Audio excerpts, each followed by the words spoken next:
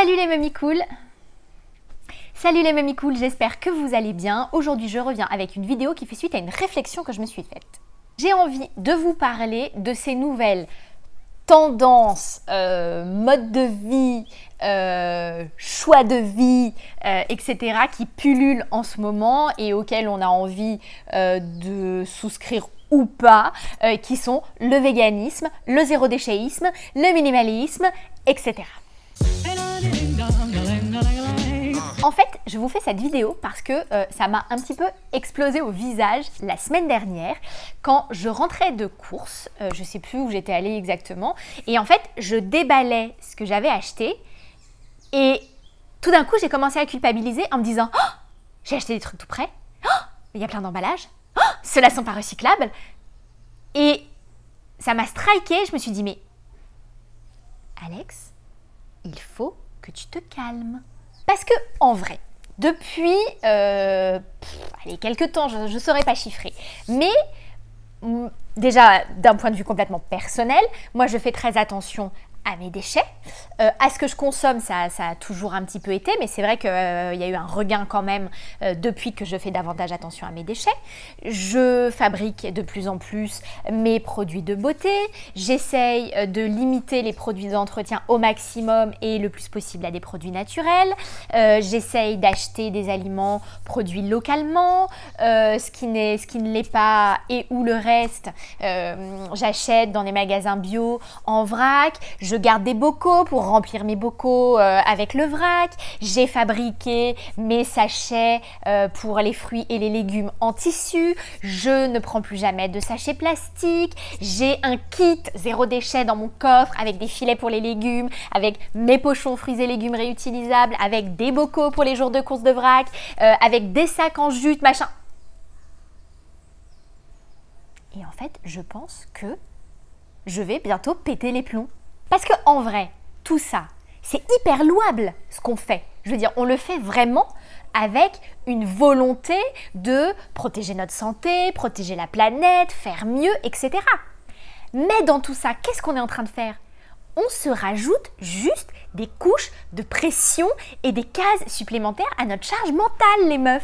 Je suis très admirative de tous les gens qui sont véganes. Parce que, alors, bon, perso, je me sens pas du tout concernée, j'aime la viande, j'adore la viande, etc. Je me vois pas arrêter d'en manger. Mais je comprends tout à fait les raisons qui peuvent pousser quelqu'un à vouloir devenir végane, à faire extrêmement attention à tout ça. Mais je veux dire, quel boulot! Alors, en plus, quand on vit, comme c'est mon cas, aux Antilles, où les produits sont beaucoup importés, c'est très difficile de faire le tri, et je trouve ça hyper chronophage et hyper culpabilisant. Parce que quand on n'y arrive pas, on se dit « Ah, j'aurais pu faire mieux. Ah, j'aurais pu ne pas acheter ce paquet de gâteaux. J'aurais pu me préparer un déjeuner sain et équilibré en faisant cuire mes légumes vapeur que j'aurais épluchés, etc. » Mais à un moment, on n'a pas le temps de faire tout ça, on n'a pas le temps, il y a des jours où on n'a pas envie, moi j'adore me faire mes petits repas sains et frais et machin, mais je vais aussi chez Thirier, un bras qui blablote, je vais aussi chez Thirier m'acheter des plats tout préparés parce que j'ai la flemme et que ça me saoule et que mettre une barquette pendant 7 minutes au micro-ondes, il y a des jours je trouve ça fantastique et j'ai pas envie de m'en vouloir pour ça. Alors oui, c'est vrai que je reconnais que depuis que la tendance végane s'est un petit peu généralisée, je me suis dit, voyons voir ce que ça fait de manger moins de viande. Et c'est vrai que je ne m'en porte pas plus mal.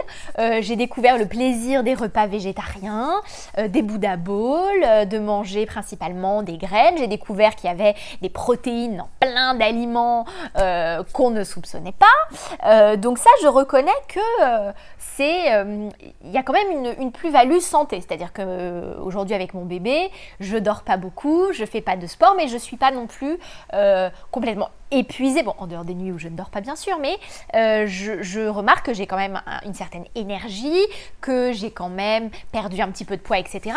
Mais je continue à bouffer du saucisson compulsivement quand j'ai un coup de mou.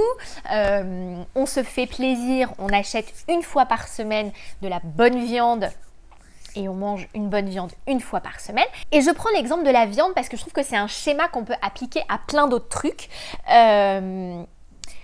J'ai l'impression que la majorité des personnes qui deviennent véganes ou végétariennes font ce choix à cause des conditions de traitement des animaux qu'on utilise pour consommer leur viande. Alors, effectivement, on peut dire que c'est petit à petit qu'on devient moins petit. En créole, on dit graine de riz, café sac de riz. C'est-à-dire que c'est avec plein de petites graines de riz qu'on arrive à faire un gros sac. Mais moi, ce que je me dis, c'est que je ne vois pas pourquoi moi, qui aime la viande, qui aime le poisson, qui aime les œufs, la volaille, les laitages, je devrais, moi, prendre la responsabilité de gens qui, depuis des années, des décennies, polluent le sol, maltraitent les animaux, parce que en vrai, tout ça, la question des abattoirs et tout ça, c'est assez récent finalement. C'est depuis les supermarchés, la consommation de masse, etc. Mais est-ce que c'est ma faute? Non, c'est pas ma faute. Tu vois, j'étais pas née, j'étais pas là. Alors oui, c'est sûr que c'est à nous, les nouvelles générations, de contribuer à réparer, de se faire entendre, de montrer les choses.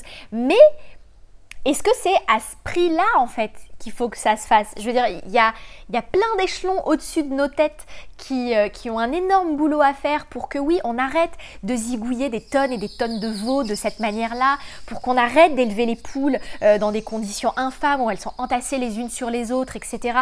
Mais ça, même si je crois fortement au pouvoir de chacun, combien d'années il va falloir pour que ça se passe comme ça, alors que historiquement, les gars, on se bouffe entre nous. Je veux dire, les animaux se mangent entre eux. Je veux dire, à aucun moment dans la préhistoire, on a gardé trace d'un T-Rex vegan. Non les gars, moi, je vais plutôt manger ces petites fougères, les ptérodactyles. Ça me gêne vachement, tu vois, la cause animale, je me sens hyper touchée. Non, les hommes préhistoriques chassaient. Le truc, c'est que à un moment donné, on a arrêté de consommer uniquement ce dont on avait besoin. Parce que pendant tout ce temps-là, je veux dire, la balance n'avait aucun problème. Les gens bouffaient de la viande, les gens bouffaient des œufs, on zigouillait un cochon de temps en temps, on bouffait dessus jusqu'à ce qu'il n'y en ait plus, en quantité raisonnable, on ne se goinfrait pas, on ne se gavait pas, et ça se passait bien.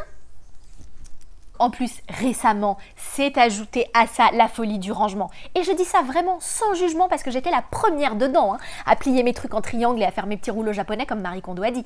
Il n'y a aucun problème là-dessus, je me mets dans le tas les enfants. Mais voilà, je trouve que c'est même pas on nous en demande beaucoup, c'est pas vrai, on nous demande rien. On s'impose à nous-mêmes de recycler nos putains de déchets, de pas manger les petits animaux, de ranger nos trucs dans des piles hyper bien organisées de manière à ce qu'on pète pas les plombs. Mais est-ce que c'est pas tout ça qui va nous faire péter les plombs? Et c'est vraiment en toute amitié que je vous pose la question. Alors j'imagine qu'il y en a plein parmi vous qui ont des avis très tranchés là-dessus. N'hésitez pas à partager en commentaire. On échange, on en parle, on en discute. Moi, ça m'intéresse vraiment de savoir ce que vous pensez de tout ça et comment vous vivez cette situation en fait. Est-ce que vous avez historiquement dit fuck, j'ai pas envie et ça m'intéresse pas et je pense que je vais pas y arriver et que je vais péter les plombs parce que j'ai suffisamment de trucs à gérer comme ça. Ou alors est-ce que vous vous lancez des petits défis, des trucs que vous arrivez à atteindre, etc. Mais en tout cas, en ce qui me concerne, j'ai décidé de ne plus me mettre la pression, en fait. De rester en accord avec mes idées, mes principes, mes convictions. C'est-à-dire que oui, je suis convaincue qu'à l'échelle individuelle, on peut faire des trucs pour protéger la planète, protéger notre santé et faire en sorte que le monde aille mieux. Et pourquoi pas de sauver le monde un jour, mais on ne peut pas le faire tout seul. Il faut qu'en haut lieu, ça suive un petit peu.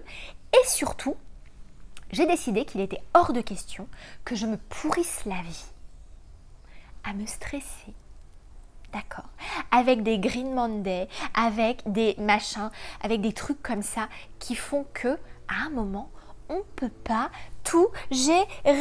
Les machines, les enfants, les goûters de l'école, les rendez-vous chez le médecin, le tri zéro déchet, le minimalisme, le véganisme. Stop. C'était un petit peu mon billet d'humeur, surtout pas du tout un coup de gueule, hein, c'était vraiment un billet d'humeur sur mon sentiment face à tout ça. Voilà. Donc n'hésitez pas à partager en commentaire vos réactions pêle-mêle. Pouf, on y va, on discute. Comme je l'ai dit, je crois, dans la vidéo, moi je dis ça vraiment en toute bienveillance. Aucun jugement, mais alors aucun jugement. Les gens qui se donnent à fond dans ce truc, eh ben good for you. Les gens qui disent absolument niette, pour moi c'est niette, eh ben good for you aussi. Et voilà. Et sur ce, je vous fais des gros bisous, je vous embrasse et je vous souhaite une belle journée.